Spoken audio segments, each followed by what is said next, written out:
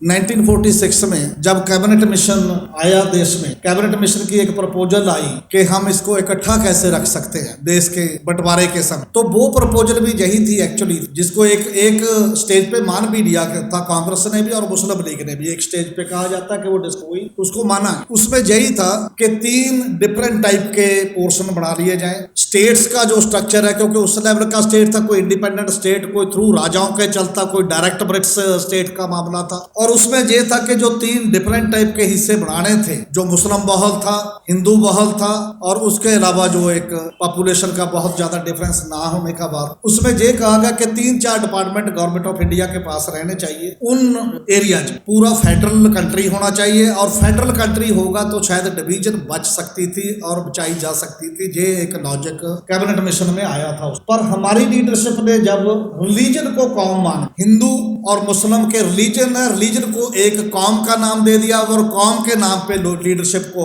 Credit दिया कि ठीक है आप जैसे करोगे हम मानेंगे। उस एंगल से कैबिनेट मिशन योजना रद्द हुई, डायरेक्ट सेलेक्शन का स्लोगन दूसरी साइड से आया, और लगातार फिर उसमें से एक जो कॉन्स्टिट्यूशन जो आज हमारे सामने है, उस स्ट्रेस में बना हुआ कॉन्स्टिट्यूशन है, उस खास हालात में बना हुआ कॉन्स्टिट्यूशन है, वो नॉर्मल हालात का कॉन्स्टिट्यूशन नहीं है जो हमारे सामने। इसीलिए कॉन्स्टिट्यूशन के साथ जो सब कमेटी बढ़ती है माइनॉरिटीज की, वो सब कमेटी की जितनी रिपोर्ट है टोटल कॉन्स्टिट्यूशन के पास आई हुई, कॉन्स्टिट्यूशन असेंबली के पास, वो आज तक भी वैसे ही है। रिपोर्ट की रिपोर्ट है, रिपोर्ट पे अमल कोई नहीं है। जो उसकी बेसिक जो चिंताएं थी, जो उसकी संदेह थे कि आने वाले दिनों में क्या होगा, वो वही हो गया। जैसे कैबिनेट मिशन ने अपने उसमें कहा था कि क्योंकि डिवीजन के बाद भी दोनों कंट्रीज में माइनॉरिटीज रहेंगी, टोटल जो आबादी का प्लान है एक दूसरे के नहीं हो सकता, एक टाइप का कंट्री नहीं हो सकता। इसलिए जहां भी माइनॉरिटी रहेगी, जिस स्टेट में भी जो माइनॉरिटी जितनी होगी, वो मेजॉरिटी के रहमो कर्म पे होगी, वो आगे नहीं उस एंगल से चल पाए। शायद यही बात थी। मैं पंजाब में बार बार जब अकाली दल की स्ट्रगल देखता हूं, जब से वो चली, तो 2 लीडर थे अकाली दल की तरफ से कॉन्स्टिट्यूएंट असेंबली में, सरदार भूपेंद्र सिंह और हुक्म सिंह। हुक्म सिंह बाद में लोकसभा के स्पीकर भी रहे हैं देश की। दोनों ने सिग्नेचर करने से मना कर दिया था कि ये वो कॉन्स्टिट्यूशन नहीं है जो हमें इलाका वाइज, अपने ट्रेडिशन वाइज, अपने एरिया वाइज, अपने हिस्टोरिकल डेवलपमेंट के तरीके की वाइज राइट्स देता हो, जहाँ इस एंगल के राइट्स देता हो। जो यूनिटरी टाइप ऑफ कॉन्स्टिट्यूशन है, उस जमाने में ये बात सबके सामने। दूसरी बात आई जम्मू कश्मीर की, जिसको 370 तो दिया, पर 370 को बहुत लंबा समय तो नहीं, साथ ही चलते चलते एरोड करना शुरू कर दिया। तो शेख अब्दुल्ला पहले प्रिजनर जिनमें से थे, पॉलिटिकल प्रिजनर में जो अरेस्ट किए गए, लंबा समय अरेस्ट हुए। मास्टर तारा सिंह अरेस्ट हुए। डिफरेंट टाइप की माइनॉरिटी जिसने इस कॉन्स्टिट्यूशन के पूरे ताने को इमीडिएटली नहीं स्वीकार किया कि इसमें से सेंट्रलाइजेशन का एक तरीकाकार दिखाई दे। और चलते चलते जो एजिटेशन स्टार्ट होगी पंजाब में, तो 1956 में लैंग्वेज बेस्ड स्टेट बनाने की एक पॉलिसी आई गवर्नमेंट की। उस पॉलिसी के तहत डिमांड भी की गई, तब भी 10 साल एजिटेशन हुई, 66 तक लगातार। और वो 66 तक आते आते तब जाकर एक सूबा बना, वो आज तक चल रहा है वैसे। और जिन्होंने ये किया, जो खासतौर पे पहले कांग्रेस थी, उसी का राज था ज्यादातर 67 तक कोई बहुत ज्यादा प्रॉब्लम नहीं थी आ रही। जब दूसरी अदर पार्टीज की स्टेटों में सरकारें बनने लगी, तब से पता चलना शुरू हुआ कि नहीं, ये कंट्राडिक्शन बढ़ेगी। उस एंगल से रिजॉल्व नहीं हो। बम्बई केस का मामला सामने आया, बम्बई केस का मामला सुप्रीम कोर्ट में आया, पर 356 कहां लगी, कैसे सरकारें तोड़ी जाती रही। पंजाब में तो बहुत 10 साल गवर्नर रूल रहा है, 60 साल में से 10 साल गवर्नर, उस सारे मामले। और उसके बाद जो भी एक फेडरल स्ट्रक्चर बना, जो राइट्स उस कॉन्स्टिट्यूशन में भी दिए गए, क्या वो प्रोटेक्ट रहे? जब वो भी प्रोटेक्ट होने की बजाय लगातार एरोड होते रहे। उसकी बड़ी बात सबसे ज्यादा जो हम अब कर रहे हैं, इमरजेंसी। 25 और 26 जून की रात को जो इमरजेंसी लगती है, इमरजेंसी के बाद दौरान ही 1976 में संविधान की 42वीं का संशोधन होता है। उसमें एजुकेशन समेत 4 डिपार्टमेंट जो स्टेट सब्जेक्ट थे, वो कंकरेंट लिस्ट में डाल दिए जाते हैं इमरजेंसी के दौरान। और अब जब हम देख रहे हैं कि सिलेबस तब्दील हो रहे हैं, हिस्ट्री बदली जा रही है, उसका बीज वहां पर पड़ा हुआ है कि आप डाइवर्स था जब सिस्टम, स्टेट्स स्टेट्स के पास अपना सब्जेक्ट तय करने का, अपना सिलेबस तय करने का राइट था, एजुकेशन पॉलिसी तय करने की राइट था, तो वो जब से बदला हुआ है तब से किसी ने भी उस पर सवाल क्यों नहीं। 75 तो इमरजेंसी थी, 76 इमरजेंसी थी, 77 में सरकार बनी, 1973 और 78 में अनंतपुर साहब के रेजुलेशन के रूप में राज्यों को ज्यादा अधिकार के रूप में अकाली दल की एजिटेशन होती है, उसको तो चलो अलगाववादी कह दिया, पाकिस्तान स्पॉन्सर कह दिया, अलग हो गया। 77 में वेस्ट बंगाल की गवर्नमेंट, जो ज्योति बासु की गवर्नमेंट थी, वो एक प्रपोजल देती है गवर्नमेंट ऑफ इंडिया को कि इमरजेंसी चली गई है, अब जे राइट्स चाहिए।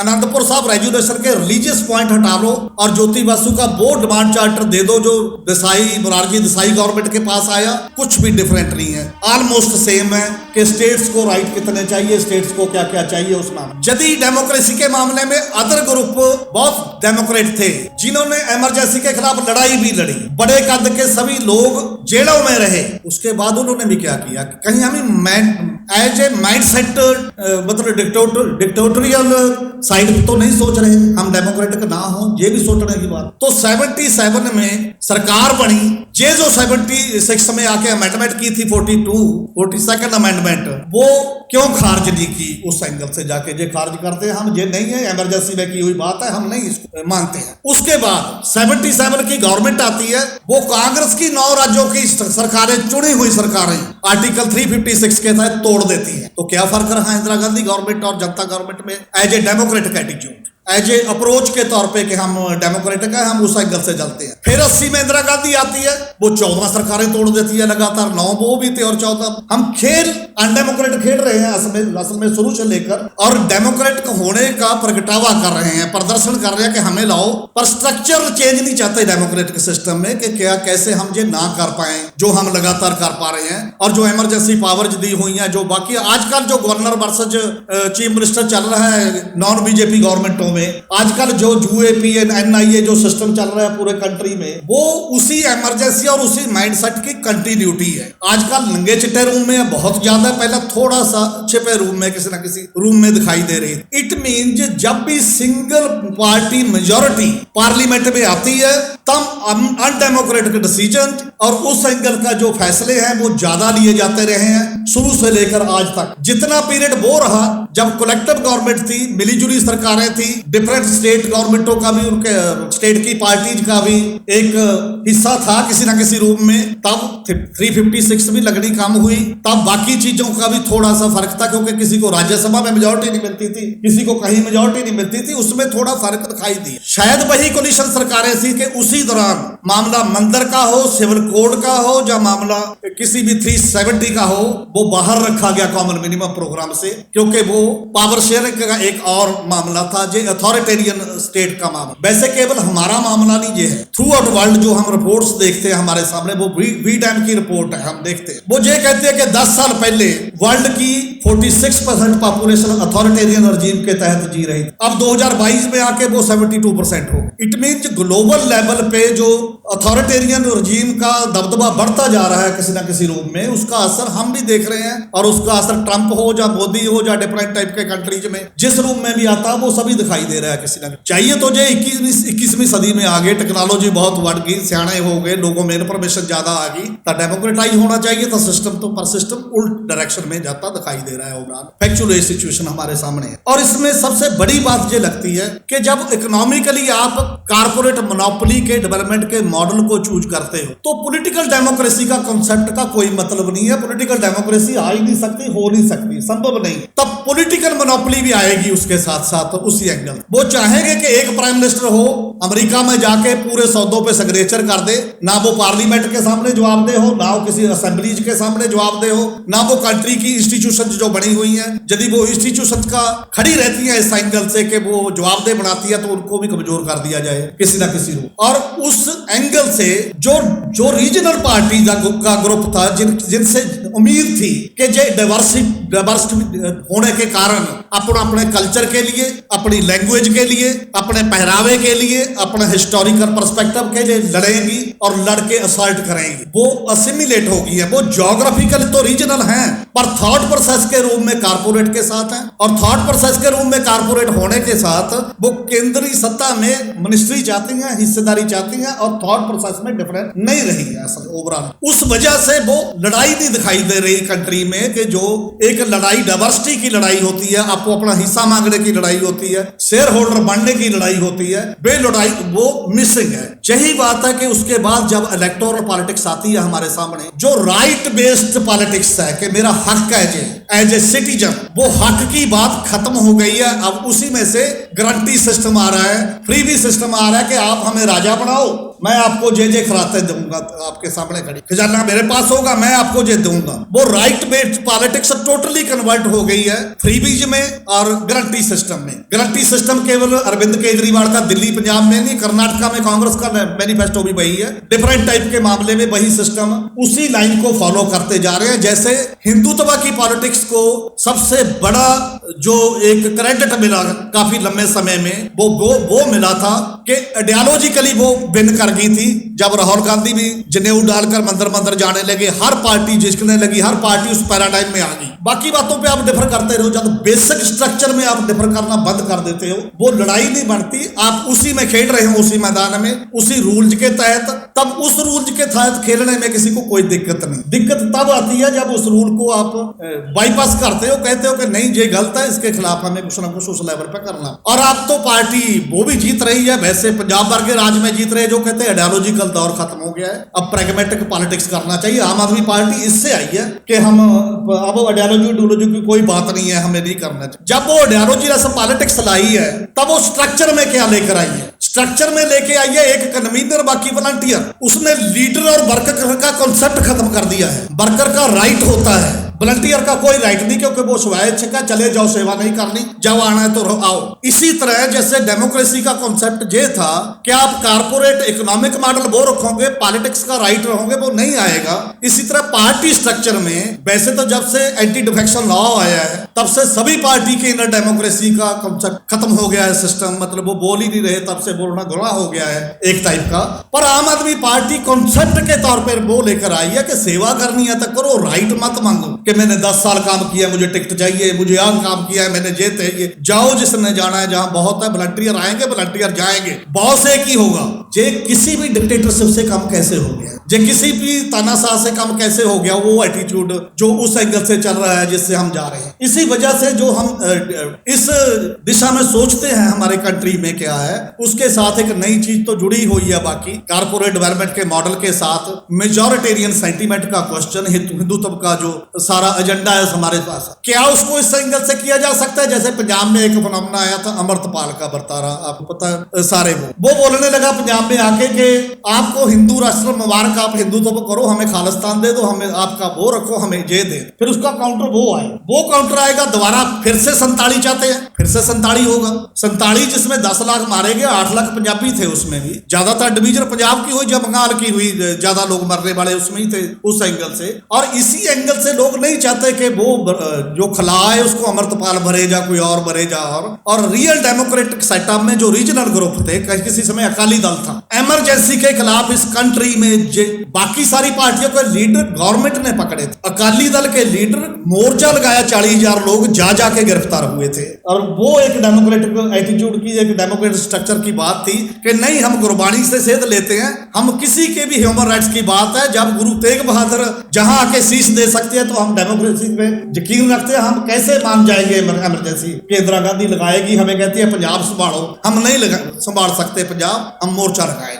वही अकाली दल 96 में सरेंडर कर देता है आइडियोलॉजिकल। जब वाजपेयी गवर्नमेंट में आके वो कहता है हम अनकंडीशनल सपोर्ट देते हैं, जब एक भी मिनॉरिटी बीजेपी के साथ जाने को तैयार नहीं। आज उसी अकाली दल की सिचुएशन ये है कि वो अपोजिशन में नहीं बन पा रहे। 3 MLA हैं उस अकाली दल के, मतलब वहां जे कॉमन पब्लिक का माइंडसेट और पॉलिटिकल थॉट, दो में गैप साफ दिखाई दे रहा है। लोग एक साइड खड़े हैं और पॉलिटिकल स्ट्रक्चर दूसरी साइड खड़ा हुआ दिखाई दे रहे हैं कि नहीं, ये एक अलग तरह की बात है। और बीजेपी में अमरिंदर सिंह से लेकर काफी लोग जा भी रहे हैं, पर लोगों का माइंडसेट हो रहा है, लीडर का माइंडसेट हो रहा है। और इसी वजह से एक साथ साथ ये चलता रहा कि जब आप मोनोपोलिस्ट बढ़ते हो तो आप करप्ट भी बढ़ते हो, जब आप करप्ट बढ़ते हो तो ईडी और सीबीआई और विजिलेंस उसका सामना बड़ा मुश्किल काम हो जाता है, उसका सामना नहीं होता किसी लीडर। इस कर वजह से जो पॉलिटिक्स होती है डेमोक्रेसी, एक पार्लियामेंट में जाना, इलेक्टोरल पॉलिटिक्स में हिस्सा लेना, उसमें जाकर अपनी बात करना। दूसरा, पार्लियामेंट के बाहर की डेमोक्रेटिक स्ट्रगल जो होती हैं वो माइनस हो रही हैं, कमजोर हो रही हैं टोटल कंट्रीज में, वो नहीं है एक पैरेलल स्ट्रक्चर खड़ा कर पा रही उस एंगल का प्रेशर जो कभी प्रेशर होता था उस एंगल के मतलब कि हाँ एक बहुत बड़ा हजूम। और ले दे के जो दो आंदोलन हुए हैं पिछले हमारे देखने के, जहां शाहीन बाग की एक मूवमेंट थी और बड़ा शानदार मूवमेंट है यदि देखा जाए और हिस्टोरिकली देखी जाएगी कि वो मूवमेंट हिस्ट्री में और बेहद पीसफुल और बेहद शानदार मूवमेंट, और कोई लीडर नहीं है, लीडरलेस टाइप की मूवमेंट है और कॉमन विजडम की मूवमेंट। दूसरा, किसान आंदोलन जो शुरू हुआ और उसके बाद एक साल से लम्बा जहां पर चला और सबके सामने दिखाई दे रहा, उसने अपनी अथॉरिटी भी साबित की, उसने लोगों की विजडम भी साबित की, उसने 3 बातों के खिलाफ स्टैंड लिया। नंबर 1, ये स्लोगन घर घर पहुंचा के अडानी और अंबानी के कारपोरेट के खिलाफ हम लड़ाई लड़, और जहां दिल्ली में नहीं रहा और हरियाणा और पंजाब में तो जहां जहां भी टोल प्लाजा, जहां जहां उनके गोडाउन, जहां जहां वो थे वहां भी बंद रहे, वहां भी रहे। दूसरा, उन्होंने फेडरलिज्म की बात की कि एग्रीकल्चर स्टेट सब्जेक्ट है, स्टेट सब्जेक्ट के आप इधर उधर से जाकर कैसे लॉ बना सकते हो, कैसे वो बात कर सकते। तो गवर्नमेंट ने कहा कि आप सुप्रीम कोर्ट चले, और ये बात भी देखने वाली है कि सुप्रीम कोर्ट हो न्यायतंत्र, उस पे से भरोसा कैसे उठ रहा है लोगों का। उन्होंने कहा सुप्रीम कोर्ट नहीं, वहां टंगे जाएंगे हम सालोदार, कहोगे ले जाओ, सुप्रीम कोर्ट जब फैसला करेगी जब देखी जाए। 5 अगस्त 2015 था, 2019 पहली बार हुआ है हमारे कंट्री में, गवर्नमेंट ऑफ इंडिया के पास ये राइट है कि किसी स्टेट के इलाका बदल दे, 2 बना दे, 3 बना दे स्टेट के पूछकर, पर किसी को झूठी में बदल दे। ये सबसे पहला ब्लंडर हम देख रहे हैं इस कंट्री में इतने साल बाद के 370 तो छोड़ो, हम आपको पूरा राज भी नहीं रहने देंगे, हम झूठी में बदल देंगे जो हमारे पास था। सुप्रीम कोर्ट कहाँ है, डेमोक्रेटिक इंस्टीट्यूशन कहाँ है, जहां हैबस कॉर्पस नहीं सुनी जा रही कंट्री में जिन लोगों की, उससे न्यायतंत्र का मतलब कहाँ आएगा उस मामले में। इसलिए जब ओवरऑल सिस्टम में हमारा इंस्टीट्यूशन का जो सेटअप है, वो इलेक्शन कमीशन हो सकता है, वो कोर्ट सिस्टम हो सकता है, वो बाकी के सिस्टम हो सकते हैं, इंस्टीट्यूशन के बुनियाद पे डेमोक्रेटिक वैल्यू सिस्टम खड़ा रहता है। इंस्टीट्यूशन ऑलमोस्ट इतनी कमजोर हो गई हैं जो बोलने को तैयार नहीं है किसी के मामले में, जब लोगों को कम से कम कॉन्फिडेंस देने की स्थिति में नहीं है उसमें। इसलिए आज भी जो डिफरेंट पार्टी जो हो रही है, जितने भी लोग परेशान हो रहे हैं, जितनी गवर्नर को छूट मिली हुई है, गवर्नर प्रैक्टिकल गवर्नमेंट, एक अल्टरनेटिव गवर्नमेंट बन रहे हैं अभी वक्त स्टेटों में, जो स्टेट है मतलब नॉन बीजेपी, वो तमिलनाडु हो, केरला हो, हम देख ही रहे हैं सारे कितने, पश्चिमी बंगाल हो, पंजाब हो, पंजाब में भी वो निकाल देता है गवर्नर, एक चिट्ठी निकाल देता है, आप ऐसे कैसे कर सकते हो। बॉर्डर एरिया में चला जाता है, मेरा नंबर लो, मुझे कॉन्टेक्ट करो, मैं सर कहूंगा, मैं डीजीपी को लेके ये करूंगा, वो सारी चीजें चल रही हैं उस मामले। तो इस स्टेज में एक तो ये बात मुझे लगता है कि डेमोक्रेटिक वैल्यू सिस्टम के लिए पहले हर पार्टी, हर एक को अंतर्जात मारनी पड़ेगी कि क्या रियली हम डेमोक्रेसी के लड़ने के लायक है और लड़ रहे हैं, जहां हिस्टोरिकली लड़े नहीं था, क्यों नहीं लड़े उस टाइम। दूसरी बात, आज जो फंडामेंटलिज्म है, जो हिंदुत्व का एजेंडा था, कारपोरेट के एक कॉमन एजेंडा है, उसको डिफीट करने का तरीका क्या है? उसको डिफीट करने का तरीका मुझे ये लगता है कि वो फेडरल स्ट्रक्चर की डिमांड है देश में। और यदि तो आप सिख के तौर पर लड़ो या पंजाबी के तौर पर लड़ो, पंजाबी के तौर पर लड़ो तो पंजाब खड़ा होता है, बंगाली के तौर पर लड़ो तो बंगाल खड़ा होता है, डिफरेंट टाइप का होता है। यदि आप हिंदू सिख के तौर पे, हिंदू मुसलमान के तौर पे डिफरेंट टाइप है, तो हिंदुत्व की पॉलिटिक्स हमेशा डोमिनेट करेगी और कर रही है, और उसी का ही हम खा जावा। उसकी काट केवल और केवल फेडरल स्ट्रक्चर, पॉलिटिकल स्ट्रक्चर की फाइट हो सकती है उस एंगल से, केवल उस पॉलिटिकल स्ट्रक्चर की नहीं कि जो फेडरल की बात करता है, उससे आगे एम्पावरमेंट ऑफ पीपल का जो क्वेश्चन है, 73rd और 74th अमेंडमेंट जो कॉन्स्टिट्यूशन की है, 24 अप्रैल गुजरा है, 30 साल हो गए हैं, 24 अप्रैल 1993 को 30 साल नोटिफिकेशन को हो गए हैं, जो 29 डिपार्टमेंट ट्रांसफर करने से स्टेट की राजधानियों में नीचे जिला परिषद को, ब्लॉक समितियों को, जो 18 डिपार्टमेंट ट्रांसफर करने से लोकल बॉडीज को, जिनके फैसले उन्होंने खुद करने थी, जो ग्राम सभाओं के थ्रू गांव का सिस्टम चलना था, ग्रुप के बजाय गांव एज ए इकाई डिस्कस होना था, वो कहां है? ना कभी वो 29 डिपार्टमेंट मिले, ना फाइनेंस मिला, जो 33% फाइनेंस भी स्टेट बजट का जाना चाहिए मिनिमम उस एंगल से, और कर्मचारी भी जाने चाहिए उनके कंट्रोल में। इसके लिए क्या क्या जो पावर स्ट्रक्चर है, एमएलए, एमपी, ब्यूरोक्रेट, टोटल तंत्र खिलाफ है इसके। जाके इवन गवर्नमेंट एम्प्लॉई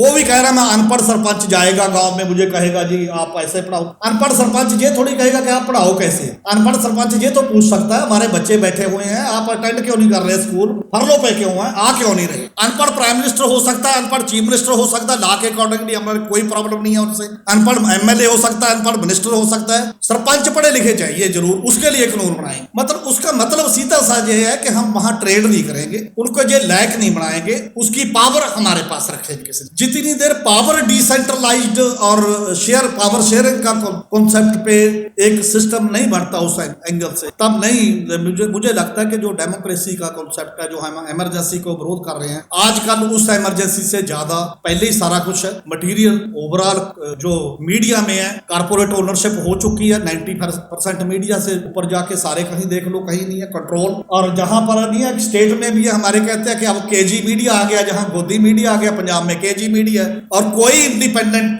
सेटअप कहीं नहीं है, उस एंगल से जा रहा है। और इसी वजह से जब मीडिया नहीं है आपके पास, बाकी चीजें नहीं है, उस एंगल वो उनकी जुबान बंद की जा रही है। तो जितने बंदे भीमा गांव केस में बैठे हुए हैं, आप जमानत नहीं दो, पंजाब से फट के एनएसए ला दो, डिब्रूगढ़ पे भेज दो, ना कोई ट्रायल चलेगा, ना कोई बात होगी, ऐसे काम होंगे। तो इमरजेंसी और क्या हो, इमरजेंसी से ज्यादा खतरनाक है। आप एनआईए ला रहे हो, तो एनआईए ला रहे हो, सारे जो law and order state subject था, जिसमें भी एक क्राइम आ गया आपके पास साइबर का, एनआईए जबरदस्ती आपका केस छीन लेता है। क्या करेगा डीजीपी बैठा हुआ पंजाब का, या कहीं और का जाएगी। इनडायरेक्टली सेंट्रलाइजेशन हो गई है हेल्थ से लेकर हर बात पे। क्यों? क्योंकि जीएसटी के जरिए स्टेट का टैक्स लाने का और टैक्स हटाने का राइट खत्म। और जीएसटी का टैक्स लगना या नहीं लगना पार्लियामेंट और असेंबली में कहीं डिस्कस नहीं होगा, वो लेजिस्लेशन से भी बाहर चला गया है, टोटली एग्जेक्टिव अप्रूव करती है उसको, एक जीएसटी काउंसिल बना दी गई। जिस कंट्री में मतलब जो ये था कि आप कंसोलिडेट फंड के जरिए आओगे उस तरीके से,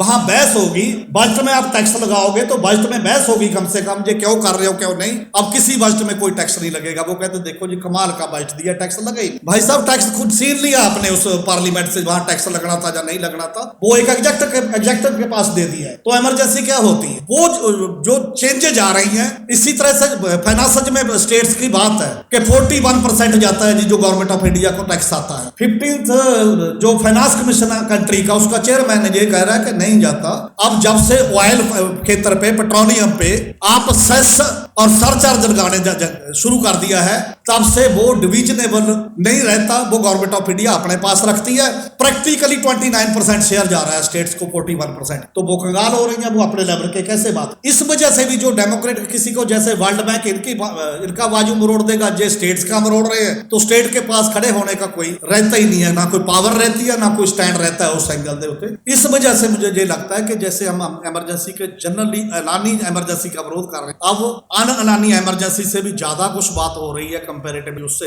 इसके हर फ्रंट पे एक लड़ने का भी क्वेश्चन है, और थॉट प्रोसेस के जरिए इकोनॉमिक, पॉलिटिकल, सोशल सारी साइड्स को देखने का। बहुत बहुत धन्यवाद।